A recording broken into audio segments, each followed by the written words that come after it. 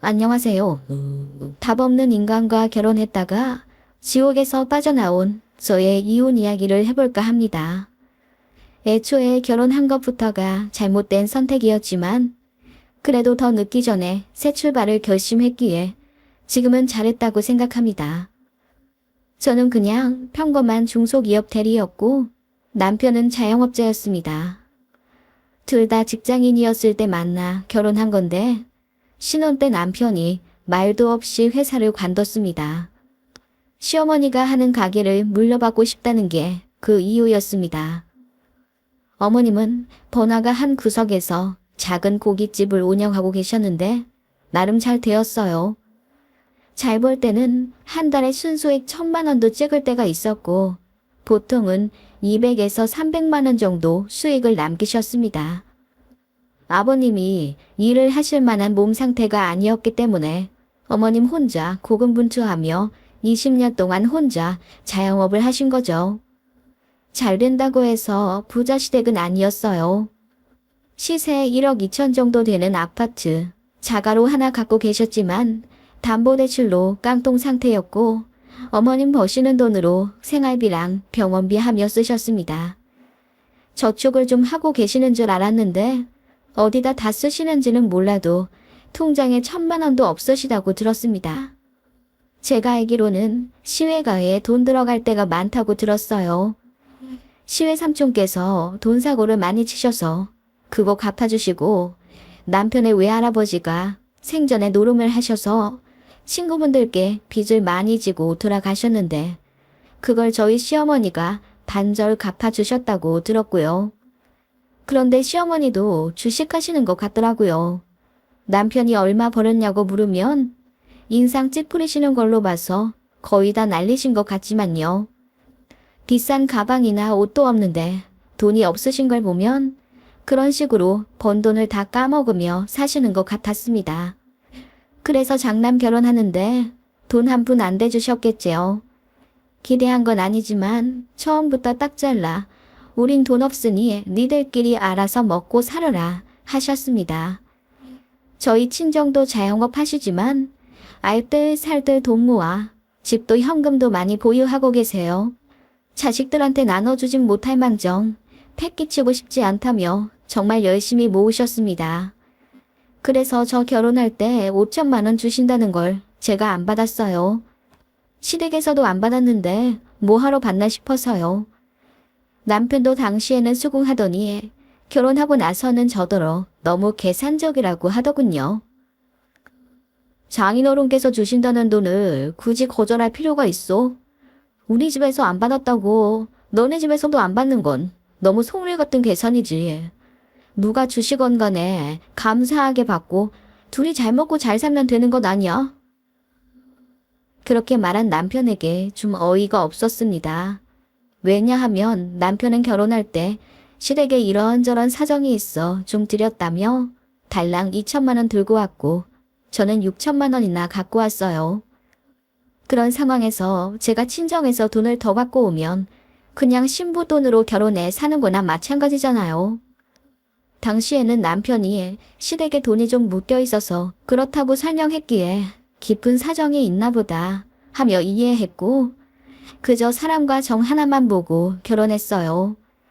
제가 조금 더 해갔으니 남편도 저에게 미안해하고 더 잘할 거라고 생각했습니다. 그런데 그건 제 오산이더군요. 신혼집을 구하려 하는데 제 직장이랑 조금 더 가까운 곳이 신도시 비슷하게 발전하고 있어서 여러모로 조건도 좋아 거길 계약하자고 했더니 남편이 싫다더군요. 자기 직장이랑 가까운 곳을 해야 한다고 우기더라고요. 그래서 제가 어차피 맞벌이 해야 하며 사는데 그럼 자기가 더 일찍 와서 집안일 할 수 있겠어? 라고 물으니 그건 자신 없다는 식으로 말하더군요. 그저 제가 여자아이니 애 낳고 나면 관둘 가능성이 많아 오래 직장을 다녀야 하는 가장에게 맞춰야 한다고 하더군요. 그래서 그건 이직을 할 수도 있고 일단은 전세 계약이니 그럼 공평한 거리로 구해보자고 했습니다. 남편도 알겠다고 했고요. 그런데 시어머니가 그 얘기를 아들에게서 듣고 저에게 전화해서는 그래도 우리 아들 회사 쪽으로 구하는 게 낫지 않겠니? 다들 보면 남자 직장 쪽으로 더 가깝게 해서 구하던데. 혹시 우리 아들이 너보다 돈 적게 해와서 그러는 거라면 우리가 돈을 대주려 한다. 라며 기분 나쁘다는 듯이 얘기를 하시더군요. 지금 생각하면 심호가 무례한 거지만 당신은 식 올리기 한 달 전이라 제가 새댁 특유의 그 여리디 여린 마음을 갖고 있었어요. 전화 통화 중이라 시무는 볼 수도 없는데도 제가 손사래를 쳐가며 아니라고 해명했고 절절매며 통화했던 기억이 납니다. 결국 집은 우리 부부 직장의 딱 중간쯤으로 정했네요. 그 동네는 인프라도 부족하고 다른 곳보다 덜 발달되어 지저분한 동네였지만 남편이 융통성 가지지 않고 무조건 중간을 고집해서 결국 그 동네로 계약했습니다. 지금 생각하면 남편과 어머님이 신혼집 위치를 이유로 기싸움을 했었던 것 같아요. 말도 많고 탈도 많았던 결혼 준비였고 과정에서 남편과 시댁에게 실망도 했지만 대부분의 여자들이 그렇듯이 파혼을 하는 용기까지는 없어서 그냥 밀고 갔었던 것 같아요. 결혼하고 나서 조율하면 되겠지 라는 생각으로 식을 올렸습니다. 그렇게 아웅다웅 지지고 볶으며 신혼생활했습니다. 그 와중에 어머님은 자꾸 돈을 달라고 하셨어요. 결혼식 올리고 돈 남지 않냐면서 처음에는 남편 쪽 축의금에서 반 떼달라고 하더니 나중에는 저한테도 직접 전화를 해서 임대료 핑계대고 고기 도매값 핑계대며 10만 원, 20만 원씩 빌려달라 하시더군요. 소액이라 흔쾌히 빌려드렸는데 나중에는 점점 금액이 커지더니 200만 원까지 얘기를 하셨어요. 그래서 안 된다고 했더니 어머님이 알겠다고는 하시고는 제 남편에게 전화해서 울고불고 하셨나 봐요. 돈이 없어서 딸같이 생각하는 며느리에게 손 좀 벌렸더니 거짓 취급을 한다고 했다나? 남편이 시모 말만 듣고 서운하다며 그날 밤에 혼자 보란듯이 깡소주 까서 마시더군요. 그러면서 저붙잡고 말하기를 엄마 가게가 요즘 잘 안 된대. 아들 결혼하고 나서 그렇게 된 게 아무래도 이상해서 점집에 가보셨다는데 점쟁이가 하는 말이 운이 우리 쪽으로 가서 그렇다고 했대. 엄마는 그저 자식만 잘 살면 되니 상관없다고 하시는데 솔직히 그 말 듣고 내가 미안하지 않을 수 있겠소? 라며 눈물까지 글썽이더군요. 저는 점이나 사주 같은 걸 믿지 않는데 시댁은 엄청 맹신하는 분위기더라고요. 남편도 저랑 연애할 때 사주 카페 가자고 몇 번 얘기하긴 했는데 그냥 재미삼아 본 거였지 철석같이 믿을 줄은 몰랐어요. 여튼 남편이 그렇게 이야기하며 지금 시어머니가 필요한 돈은 200만 원인데 다만 100만 원이라도 드리자고 저에게 부탁하더군요. 그래서 제가 앞으로도 계속 돈 달라고 하시면 어떡하냐고 했더니 남편이 그건 자기가 책임지고 맡겠다고 하더군요. 그렇게 100만 원 딱 해드리고 나서는 제 눈치를 보기는 보는지 그 이후로는 시어머니로부터 정말 전화가 안 왔어요. 대신 남편이 툭 하면 시어머니 도우러 가게 간다고 하거나 일 끝나면 우리 집에서 주무시고 가시라고 모셔오곤 했습니다. 어머님 가게가 저희 신혼집이랑 차로 30분 정도 거리였거든요. 남편은 결혼하고 나서 자기가 총각 때 엄마를 제대로 보살펴드리지 못한 게 너무 죄송하게 느껴진다고 했어요. 이래서 남자들이 결혼해야 철드는 거라고 하는구나.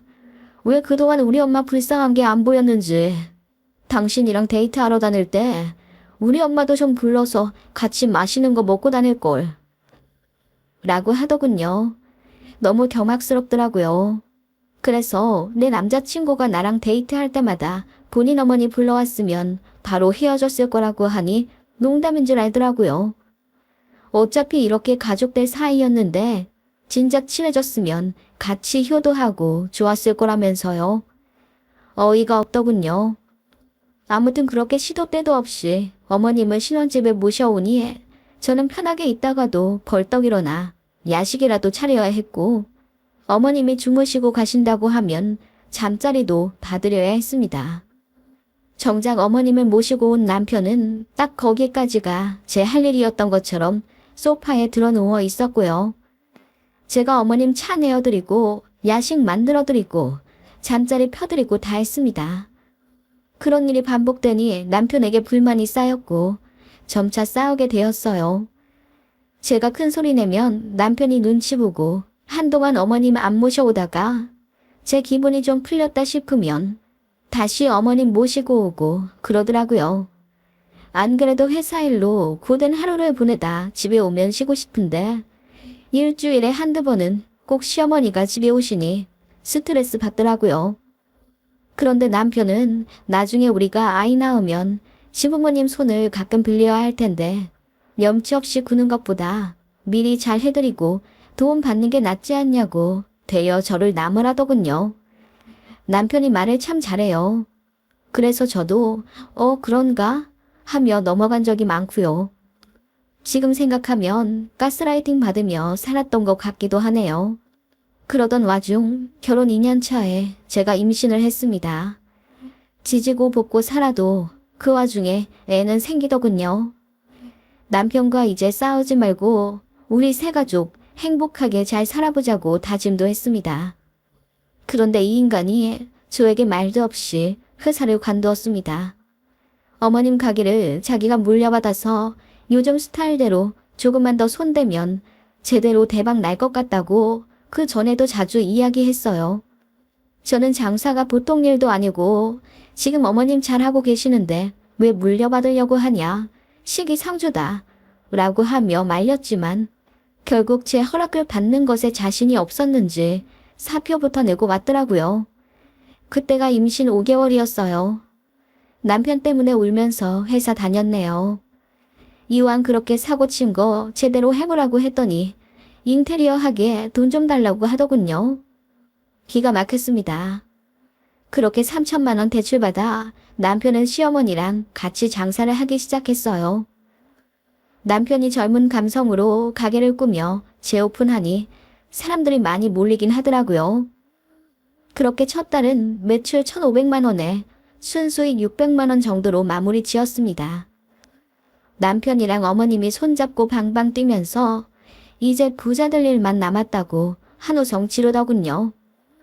그렇게 남편은 하루 종일 가게에 있느라 저는 임신 기간 동안 남편의 케어를 받은 적이 없습니다. 저 혼자 밥 챙겨 먹고 저 혼자 잠들고 저 혼자 일어나 회사 다녔어요. 너무 서러웠지만 그래도 다 같이 잘 되기 위함이니 견디고 견뎠네요. 저희 친정 부모님이 저를 많이 안쓰러워하셨고 철없는 사위에게 한 소리 하고 싶었지만 이제 애 아빠도 되는 마당에 긁어부스럼 만들 일이 뭐가 있을까 싶어서 참으셨다고 해요. 그렇게 장사라도 잘하는 줄 알았는데 이번엔 어머님이 사고를 치셨습니다. 아들이랑 같이 하는 장사가 잘 되니 이기세모라 사업 제대로 확장하자며 그 바로 옆 상가까지 계약하셨다고 하더군요. 남편도 처음엔 놀랐지만 엄마가 다 뜻이 있어서 그랬을 거라며 제가 혹시라도 불만 갖지 못하도록 설탕 발린 말로 저를 설득했어요. 그렇게 몇 달간 그나마 벌었던 돈마저 까먹고 이제 새로 계약한 상가 보증금까지 내야 하니 또 대출을 받을 수밖에 없었습니다. 저는 이미 만삭이고 이제 아이 태어나면 정신이 없을 텐데 이 와중에 대책 없이 대뜸 가게부터 계약해버린 어머님이 너무 미웠어요. 어머님은 저 따위는 안중에도 없다는 듯 오직 돈돈거리며 이제부터 우리 팔자 제대로 피는 거다. 진작 아들이랑 통업할 걸 그랬다. 하시며 좋아하셨고 그 옆에서 남편도 해볼즉 하더군요. 그렇게 남편과 시어머니가 새 가게에 매달려 사는 동안 출산일은 다가왔고 그렇게 아이를 낳았습니다. 남편은 바쁘다며 애 출산 당일에만 얼굴 비치고 그 다음날부터는 시무랑 또 가게 가 있더군요.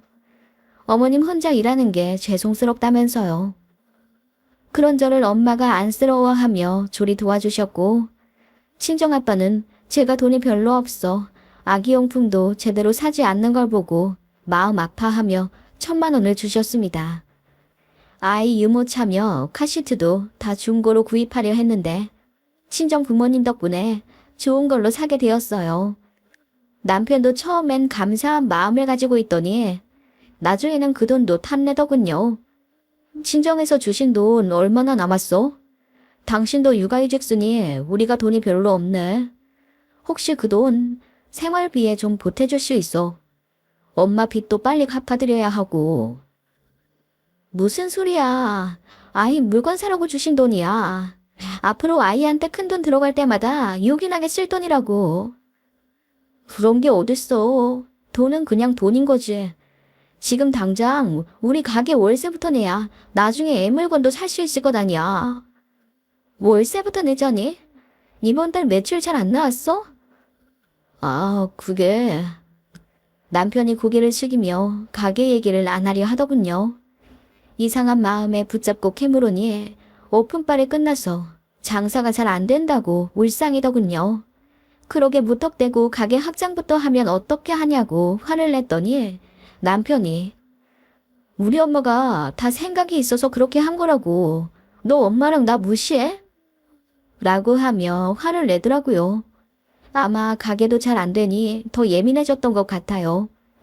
저는 저대로 아기 키우며 독박 육아하고 있는데 밖에 나가 시어머니랑 길바닥에 돈을 버리고 있는 남편이 너무 미웠습니다.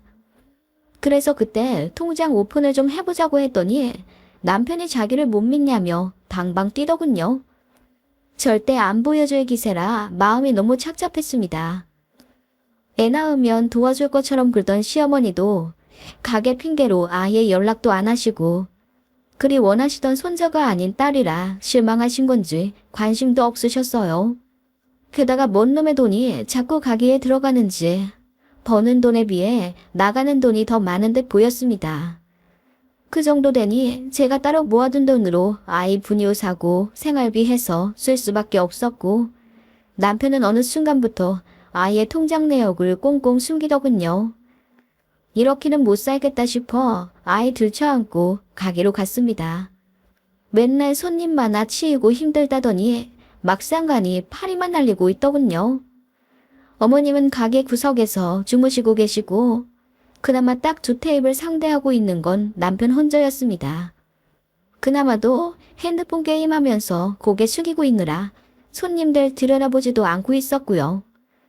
제 얼굴 보고 놀란 시모와 남편이 왜 왔냐고 되려 따지더군요. 저는 이대로는 못 살겠다며 둘 다 지금 뭐 하고 있는 거냐고 소리를 질렀어요. 그리고 통장 내역 까보라고 했지요. 안 보여주면 이혼할 거라고요. 그랬더니 남편이 그러더군요. 보여주면 이혼은 안 하겠다는 거지? 보고 딴소리 하지 마. 라고 하며 마침내 스마트폰을 열어 현재 통장 내역을 보여주었습니다. 세상에 마이너스 통장에 6천만 원이 찍혀 있더군요. 가게 하면서 빚만 낸 거였습니다. 어떻게 자금 관리를 이따위로 했냐고 화를 냈더니 어머님이 갑자기 울면서 내가 모자라서 그랬다. 내가. 우리 아들은 잘못이 없어. 라고 하시더군요. 얘기 들어보니 또 시외가에 돈 들어갈 일이 있어 제 남편 앞으로 빚을 끌어다 쓴 것 같았어요. 거기다 가게를 무리하게 확장하면서 들어간 돈도 있어서 벌어도 버는 게 아닌 상황이 맞았던 거죠. 그렇게 되니 어머님도 남편도 일할 맛이 떨어져 친절도가 떨어졌고 악평을 받게 되면서 손님도 떨어져 나간 거였어요. 그거 보니 이 집안과 더 엮이면 저까지 지옥의 구렁텅이로 빠져 들어갈 것 같다는 생각이 들었습니다. 남편은 제 심각한 마음도 모르고 장인어른 게 돈 좀 달라고 하면 안 되려나? 첫째 낳았을 때 1,000만 원 주셨으니 둘째 나오면 또 주시겠지? 우리 이럴 거면 자식으로 재테크할까? 라는 저질 농담을 하더군요. 그 말 듣고 나니 천년의 사랑도 식더군요. 저도 잘난 게 없어 잘난 사람 만나지 못할 거라고 생각했습니다. 외모도 못나고 성격도 내성적인 저 같은 사람을 이만큼 아껴준 사람도 없었기에 제 운명이라고 생각했습니다. 왜 아이를 낳고 나서야 제대로 눈을 뜨게 되는지 제 자신이 어리석게 느껴지더군요. 저는 잘나지 않은 사람이지만 이렇게 살 만큼 못난 사람은 아니었습니다. 그걸 그 순간 깨닫게 되더군요. 그래서 이혼하자고 했습니다. 시어머니 있는 앞에서요. 그랬더니 둘 다 눈이 튀어나올 듯 동그랗게 뜨면서 그게 무슨 말이냐고 펄쩍 뛰더군요. 어머님은 더 오버액션하며 다 자기 때문이니 자기가 나가 죽겠다고 뒤로 넘어가셨고, 남편은 그런 어머님 말리느라 눈물바람이었고요. 저는 그대로 이혼하겠다고 돌아섰습니다. 남편이 적반하장으로 나오며 애 딸린 이혼녀로 사는 게 쉬운 줄 아냐고 비아냥대더군요. 그 말 들으니 신기하게 더 힘이 나더라고요. 그 와중에 참 잘된 것은 신혼집 전세 계약을 제 이름으로 하였고 대출금 갚은 내역도 다 제 이름이라 재산 분할하기 깔끔하더군요. 남편이 이혼 안 하겠다고 버티길래 소송 걸었습니다. 오랜 시간 동안 재판하느라 많이 힘들었지만 변호사님 덕분에 잘 끝냈어요. 말도 없이 회사 관두어 임산부 혼자 생계 책임지게 한 점, 큰돈 들어가는 일마다 상의 없이 대출받은 점, 육아에 참여하는 증거 등을 내세워 남편이 유책 배우자가 되었고 위자료 로 2천만 원, 양육비 매달 80만 원 받기로 결론 났습니다. 그리고 한부모 명목으로 넣은 청약이 당첨되어 아이와 제대로 된 아파트 들어가 지금까지 잘 살고 있고요. 다행인 점은 아이가 워낙에 건강 체질이라 저 혼자 워킹맘 하면서 발 동동거릴 일이 거의 없었다는 점입니다. 지금은 초등학교 3학년인데 아빠 없이도 밝고 건강하게 잘 크고 있습니다. 어찌나 똑부러지는지 한글 따로 가르치지도 않았는데 5살에 혼자 떼었고 공부시키지도 않아도 알아서 잘하고 책을 워낙 좋아해 저 오기 전까지 도서관에서 책에 코박고 있습니다. 전 남편과 결혼한 것은 제 인생의 오점이었지만 제 아이를 얻은 것은 제 인생에서 가장 찬란한 빛이었습니다. 저도 아이를 위해 열심히 살다 보니 회사에서도 인정받아 지금은 팀장으로 일하고 있고요. 회사도 어느덧 많이 커서 중견기업을 향해 달려갑니다. 실수는 실수에서 그쳐야 합니다. 실수라는 걸 깨달았을 때는 좌절에만 빠져있지만 말고 빨리 그 자리에서 빠져나오는 게 중요한 것 같아요. 저 같은 분들이 계실까 하여 저의 이혼 이야기를 들려드려 봤습니다. 혹시 사이다 원하시는 분들이 계실까 해서 전 남편과 시모 근황도 알려드리자면 당연히 그 고깃집은 빚만 지고 망했고요. 그 이후로 김밥집을 하겠다고 창업했는데 그것도 잘 안 되는 것 같고 전 남편은 양육비 보내려고 투잡 뛰고 있다고 들었습니다. 아마 지금 시댁과 제 남편은 돈방석이 아닌 빚더미 위에 앉아있을 겁니다. 전 남편은 이혼 이후 종종 울면서 재결합하고 싶다고 빌지만 그런 일은 죽어도 없을 테니 안심하세요. 긴 글 읽어주셔서 감사합니다.